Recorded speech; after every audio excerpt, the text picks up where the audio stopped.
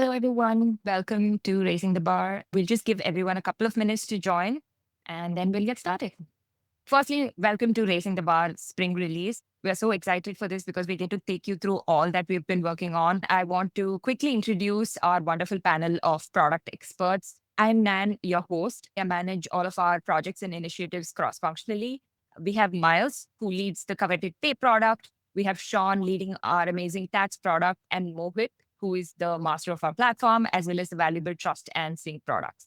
We are the product team at Trolley, and we will be taking you through everything that's launching with this release. Agenda for today, I will provide a quick overview of the launch, and then our product leads will go into more detail of each area. And we also have some really cool demos. Finally, we will be we'll be opening the floor and answering all your questions live. This is a recorded session and the recording will be shared later. Keep yourself muted, but don't hesitate to post all your questions on the chat. We will address them all at the end. After the session, we will send out a survey. Please do share your questions and feedback on that as well. So let's get into it. With this spring release, we are focusing on the entirety of the earnings lifecycle. So when a recipient gets paid, there's a lot that happens before the settlement of the payout itself. They need to be onboarded, verified, they need to have visibility of their earnings, and then get paid in different regions in their preferred mode. That's the ideal workflow. But the challenge for our customers is managing this at scale, because at scale, this still needs to remain reliable, compliant, and repeatable without creating a ton of work for your teams. That's pretty much the bar we are raising with this release. What we're doing is giving more operational control, stronger compliance coverage, and more flexibility in how payouts are configured and delivered. A big part of this is helping businesses support global payout standards while still giving payees local options that they want. This might mean preferred payout methods, broader regional coverage, and more transparency into how and when they are getting paid. It also means giving your teams better visibility and controls earlier in the process, starting at onboarding all the way through to payout. And that's what we mean by proactive. That's essentially the high-level overview of this release. I will flip it over to our product managers to give us all the juicy details and show us all the cool stuff. First, I'm going to bring on Miles to talk about all things pay. Great, thanks, Nan. Nice to see you all again, or meet you if we haven't met before. I'm excited to talk a little bit about the paid product and what we brought to the table. As you might have seen in the announcement, we announced a couple of things. I'm going to talk through debit cards, the mobile wallets, which are coming soon, actually next month, and also some new local routes we'll be launching later in Q3. Then I'll hand it over to Mohit to talk about upcoming payments visibility. So let's start with mobile wallets. In general, mobile wallets are usually a mobile app on somebody's phone, and they're very popular in Asia and Africa, also Latin America.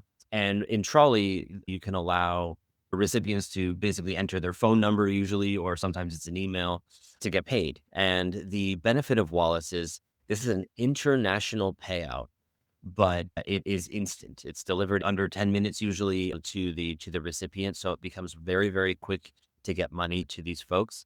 As you can see, we have coverage in over 25 countries, 38 different wallets supported across them. So some very wide coverage of wallets coming soon. Next month, we'll be launching in beta. This will be available for US customers, Canadian customers, UK customers, Australian customers, so all across the board. Feel free to reach out to us. If you're interested in becoming part of the beta, we'd love to have you on and you're one of our launch customers. One last point there on mobile wallets is that the funds are all sourced from the Trolley balance. So there's no management of additional currencies or funding balances. It's all just your Trolley balance. Everything comes out of that. And mobile wallet payments can be sent to the same batch as bank transfers, etc. Moving on to local routes, I think fast and international bank transfers are still important to Trolley. We're doing this instant payout thing and trying to bring instant payouts to the forefront, but having our core banking routes as solid as possible is still very important to us.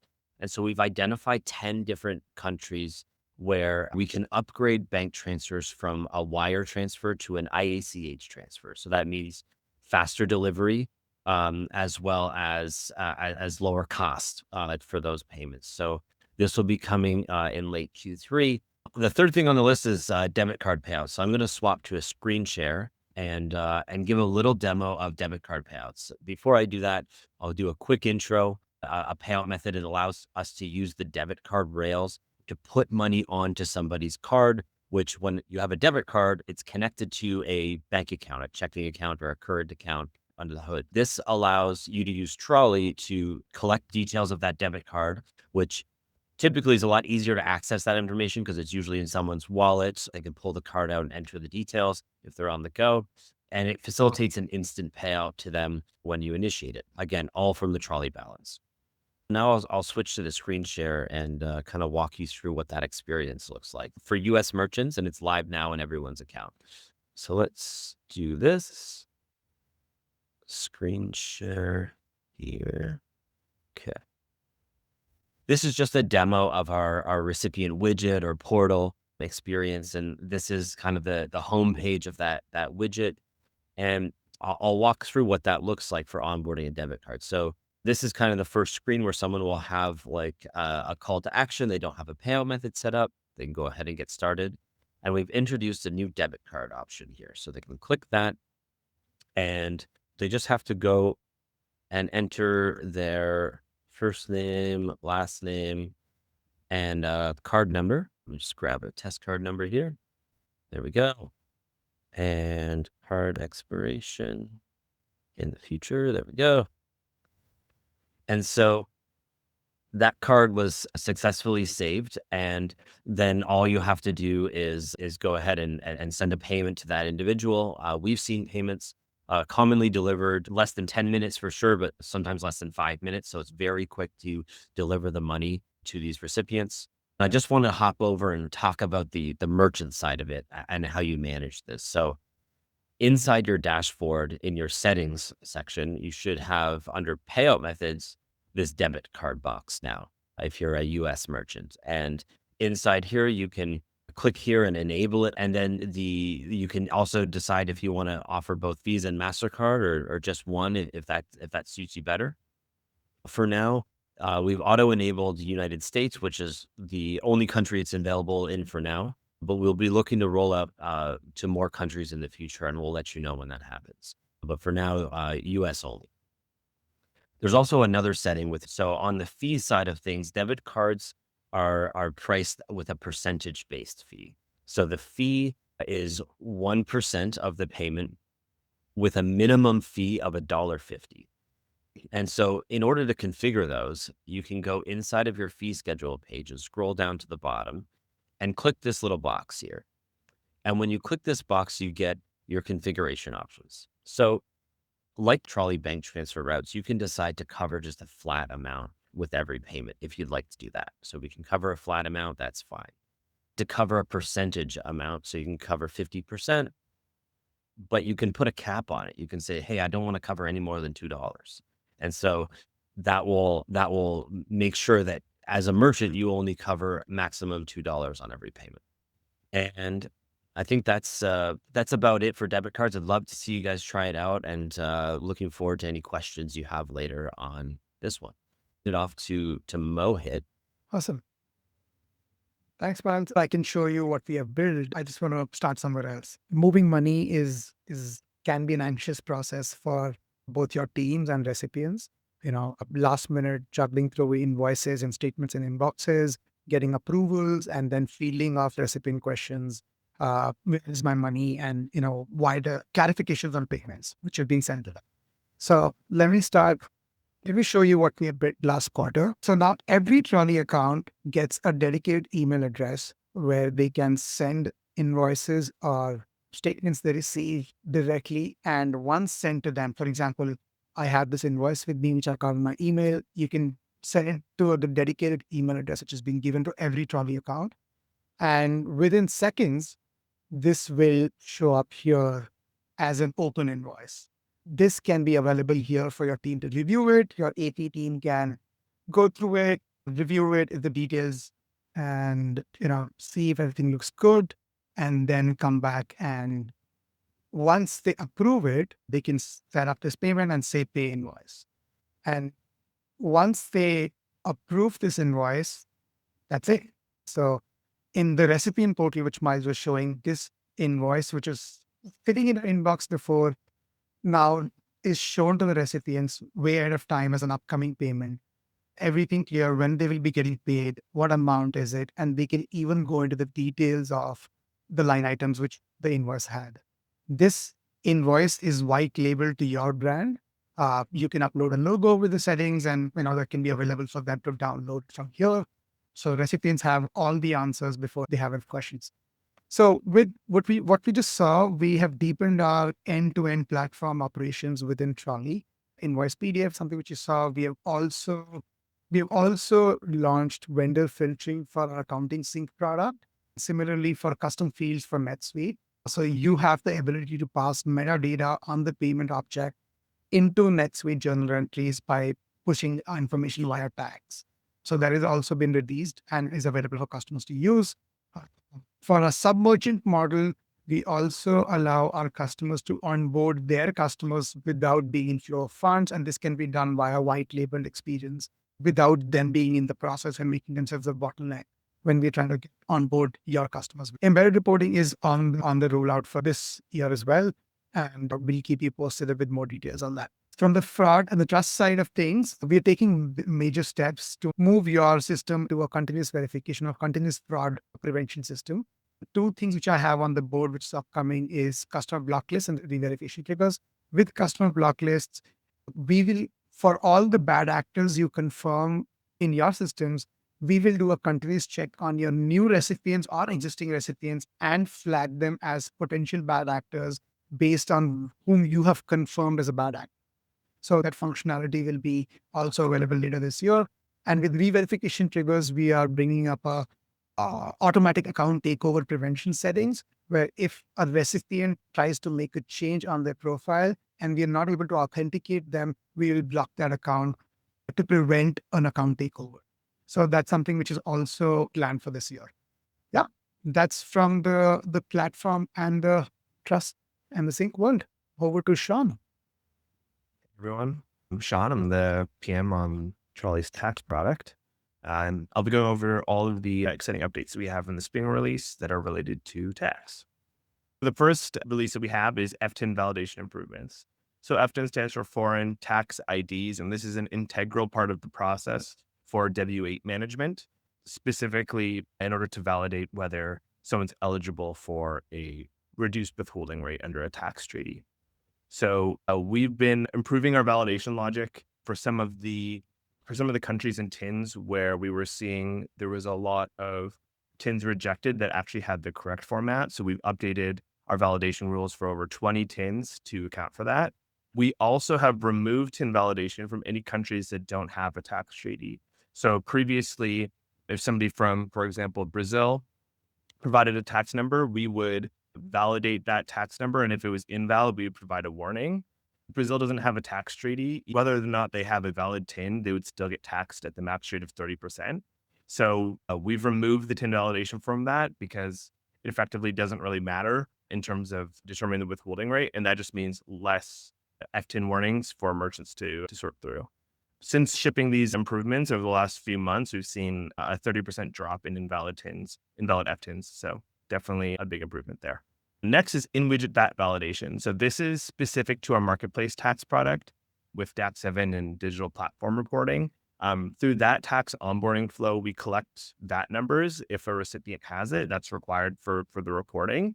And previously, what would happen is that a recipient would put their VAT number in, they would submit their tax profile, and then on the back end, we would do the validation. It was never really exposed to merchants, and we were seeing a lot of invalid VAT numbers come through.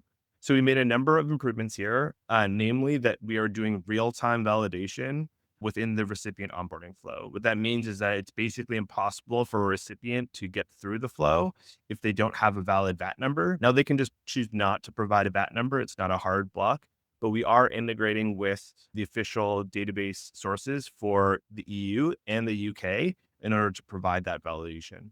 As you can see in the screenshot, we've also added a lot more helpful hints so that our recipients know exactly kind of the format that we're expecting for the VAT number.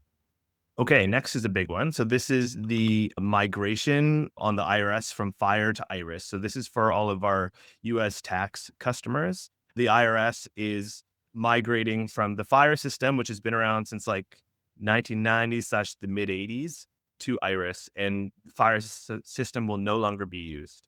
So these systems, basically what the e-file needs to look like for statements at the end of the year, and then how that e-file actually gets transmitted to the IRS, all of that is fundamentally changing. Now, the good news for all of our customers is that we are handling all of this for you.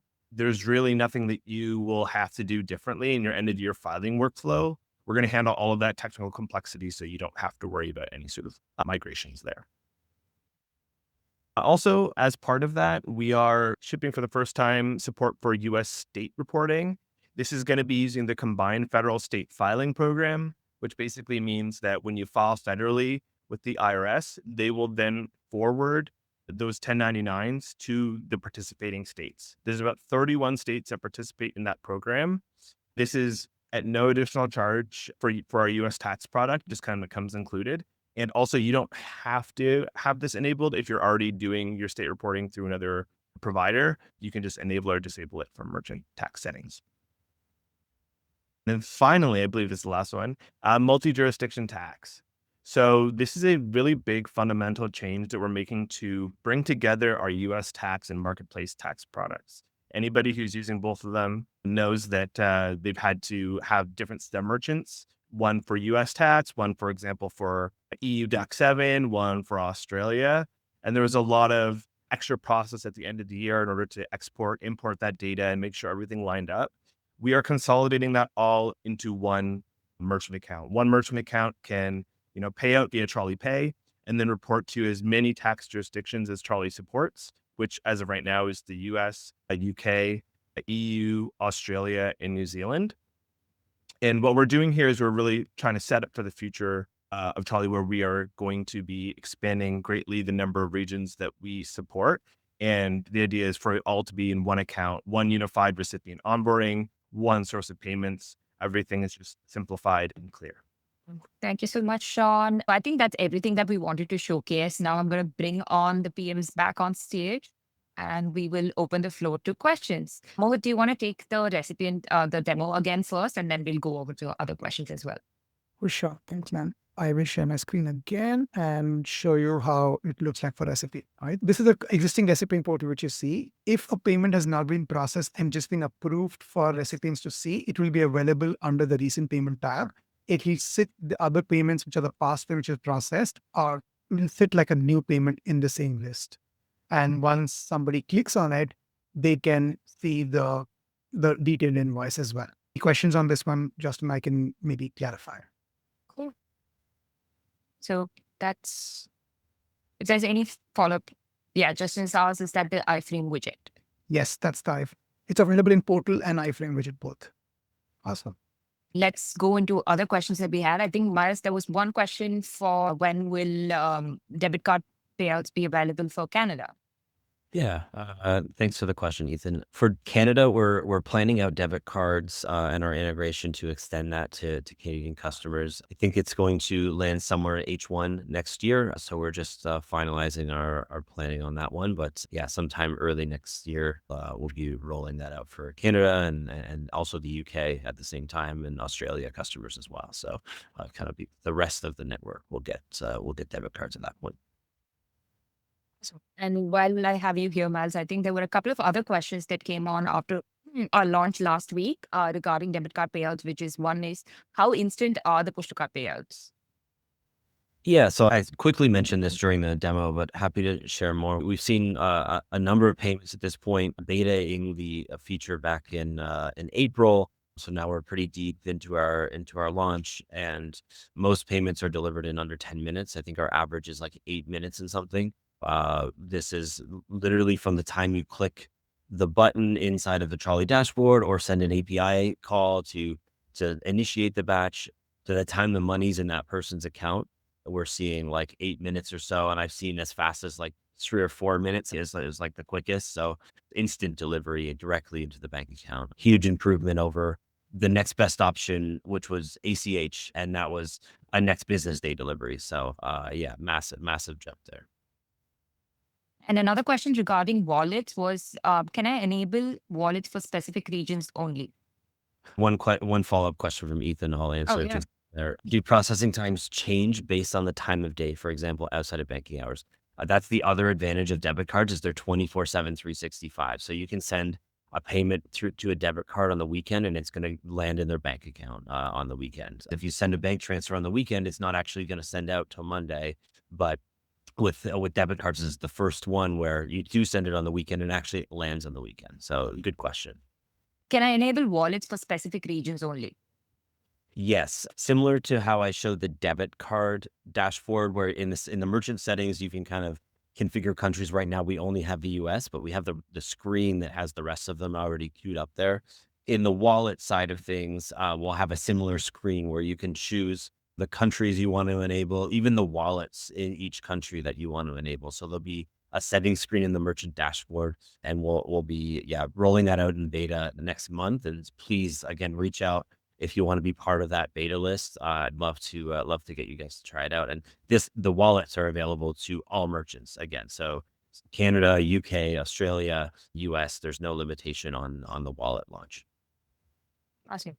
Thank you, Miles. We have another question from David. This is probably for Sean. For the new US state reporting, any additional information required on the recipient's end? No, for U.S. state reporting through the combined Fed state program, it's basically the exact same 1099 that you're filing with the IRS. So there'll be no new recipient onboarding that you need to do. Anybody who you have the information for right now you can just flip on the switch and it'll get automatically forwarded to the states. Hope that answered your question, David. One of the questions, this is for Mohit, are the branded invoice PDFs customizable with, different company logos and stuff? Yes, you can upload, your company logo into the merchant settings, and that will be also applied to all the invoices which the recipient will be having access to. Yep. Your email ID, your website ID, and the support email also can be a part of the white label. I think we had one other tax question, Sean. What are the main changes with the IRS filing system? Yeah, so the main changes with the IRS filing system, as I kind of mentioned, are the e-file format. So they're moving from a fixed file format to an XML-based format. For anybody who's a customer of ours and hasn't done this themselves, it probably means basically nothing. But if you've done it yourselves, you know what it means. Everything needs to be reformatted. They've also added a whole bunch of new validation that's been pretty thorny to get through. And so if you're trying to do this yourself, it will be a lot of work. And there's also a lot of things you need to do with the IRS to even just get set up and approved for transmission. They're also moving to an API-based transmission system.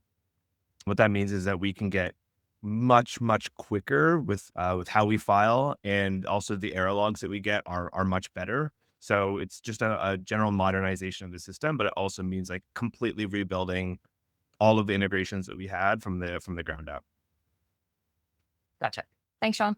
And I think, Miles, another question for you. Yes, Ethan, thank you for the continued questions. We love it. So wallets are really popular methods for people in Asia and Africa and some of Latin America to manage their money. A lot of people have these apps on their phones. They use it to pay their electricity bills. They use it to pay their various different bills of life, et cetera. It's really a core piece of the financial network there. So number one, it's where recipients, a lot of the people who live in those countries are using their money.